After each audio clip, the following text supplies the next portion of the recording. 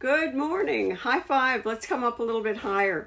I'm going to finish today on the comets. I did quite a bit of it last week. I don't know if you're interested or not, but I want to let you know that God doesn't change.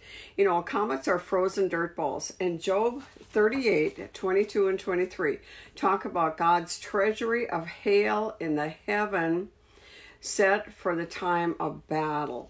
And so I want to tell you some things. We covered things a little bit different last week, but today I'm just going to botch them all together, just clump them all together. And these were times that comets were seen.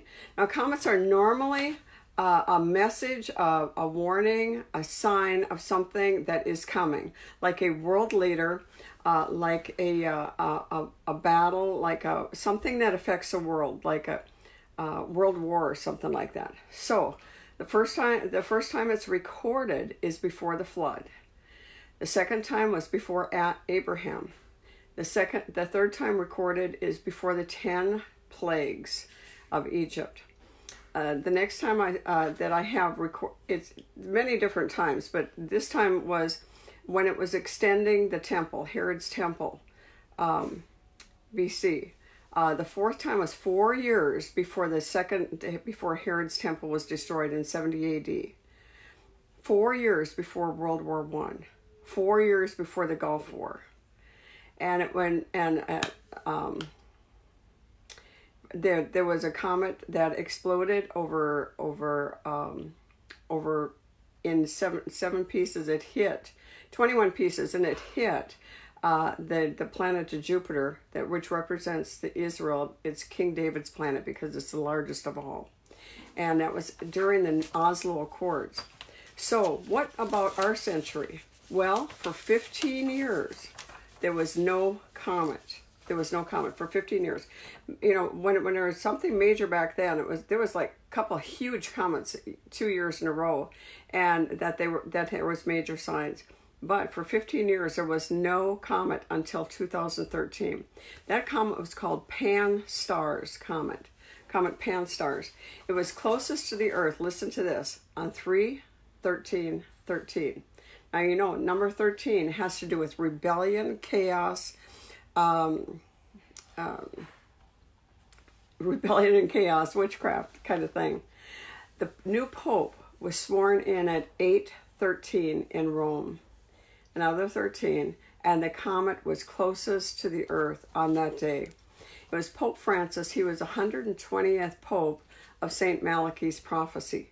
Every prophecy that St. Malachy had was very accurate of the last 112 popes. And so the 112th Pope is the current Pope. Does he have to do with chaos? Does he have to do with disorder?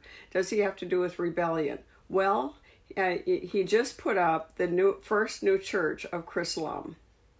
Yes, he is marrying Christianity with Muslim. And now Comet PanStarrs. What was amazing about that? The Comet there's a temple of Pan in Caesarea Philippi. Caesarea Philippi is where they consider the gates of hell. There's a whole wall there still that you can see where they had statues, where they had idols, where they had different things. And this is where Jesus said that the gates of hell will not prevail against the church. He was standing right at the gates of hell, where they considered the gates of hell.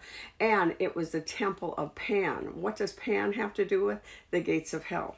So it was Comet PanStarrs begin, I'm just going to read my notes here, begins at 2 comets of 2013 that break the cycle of 15 years of cometless. It was the first comet of the century. Comet PanStarrs was over Israel when President Obama was in Israel on 3/20/13, Nisan 10, the day that Jesus rode in on the donkey and proclaimed, "Hosanna, blessed is he that comes in the name of the Lord." President Obama was scheduled to ride the beast, which is his secure card, but somebody filled it with the wrong kind of gasoline and it wouldn't work. Obama's second term was called by many as his second coming.